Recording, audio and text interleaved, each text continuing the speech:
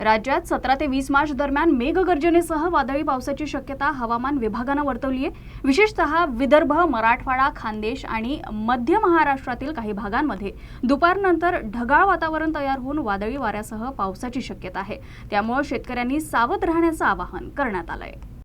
17 ते 20 मार्च दरम्यान राज्यातील काही भागांमध्ये मेघगर्जनेसह पाऊस, विजांचा कडकडाट आणि वादळी वाऱ्यांची स्थिती निर्माण होण्याचा प्राथमिक अंदाज आहे। विशेषतः विदर्भ, मराठवाडा, खानदेश तसंच मध्य महाराष्ट्रातील काही जिल्ह्यांमध्ये या हवामान बदलाचा प्रभाव दिसून येऊ शकतो।